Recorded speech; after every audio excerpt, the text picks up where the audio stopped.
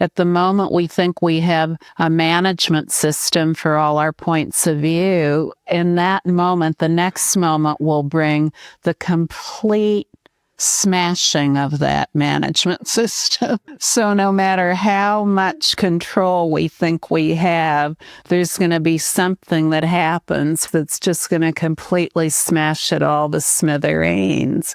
But whatever appearances appear, those are the appearances that will appear. And I can guarantee you that they're unpredictable and they're countless and they're ceaseless. And that even if you were to maintain a non-conceptual state for the rest of your life, which would be impossible, then there would be, at the moment of death, some concepts. Because you see, death defies all states that we've tried to get ourselves into. There's never been anyone who's gotten involved in anything. So if even in a subtle way we hold that we're someone who's gotten ourselves into something like a non-conceptual state or a state of bliss or a state of quiet or a state of stillness or a state of neutrality or a state of impartiality or any kind of state, then when we face death, we'll see how that goes.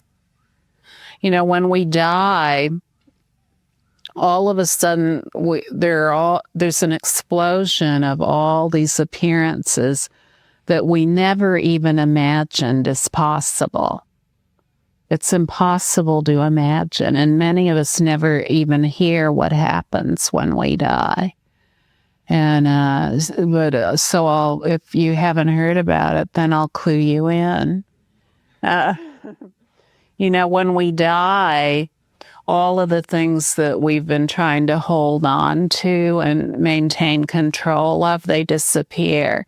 So if we've gotten into some kind of a state, our ability to maintain that state completely disappears.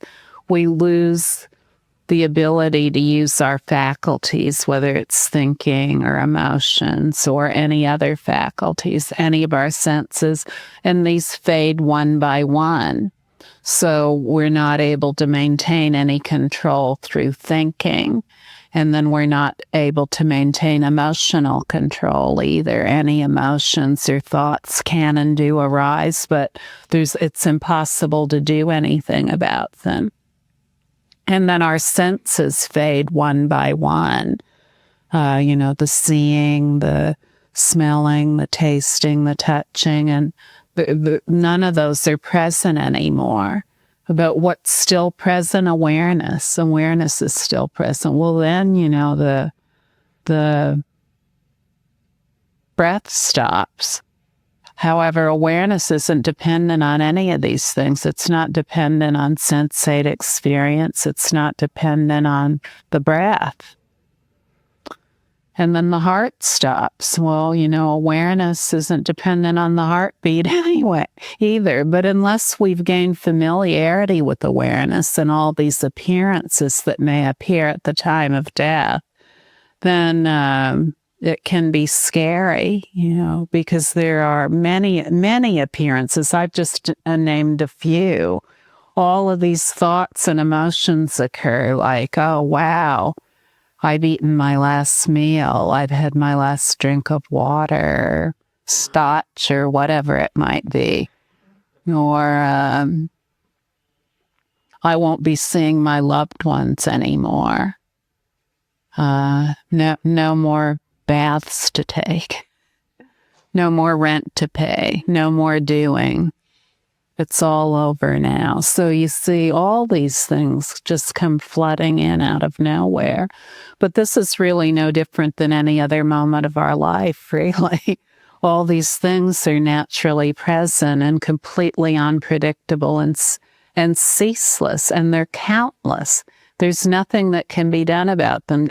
At the moment, we think we have a management system for all our points of view. In that moment, the next moment will bring the complete smashing of that management system. So no matter how much control we think we have, there's going to be something that happens, whether it's our country being invaded or our personal space being invaded or whatever it is, that's just going to completely smash it all to smithereens.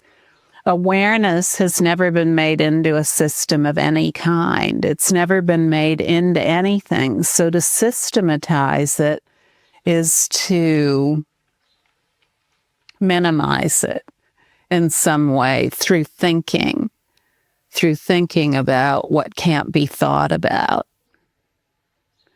When we simply enjoy the dawning of the flawless certainty of who we are in a very effortless, easygoing way, then it becomes clear that all of these appearances, no matter what they are pristine light, the pristine, clear light of wisdom awareness. And so this is very straightforward, very easy, nothing to do and no one to do it.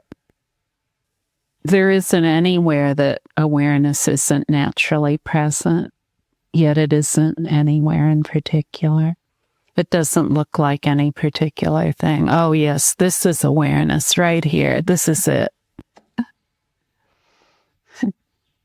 Now, awareness is synonymous with perfect love, wisdom, energy, purity. It's synonymous with all of this. And I mean ultimate purity, not pure versus impure. It's the wholly positive purity in which there's never been anything other than purity.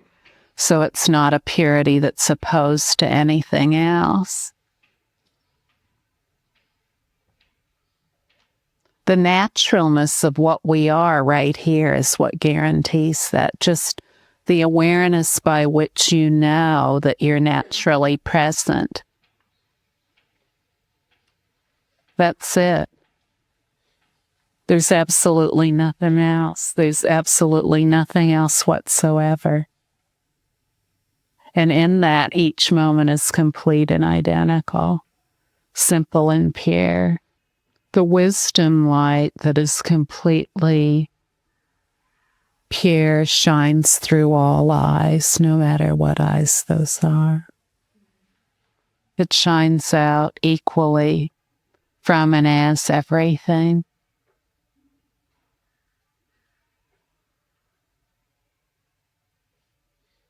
That's why it's called wisdom.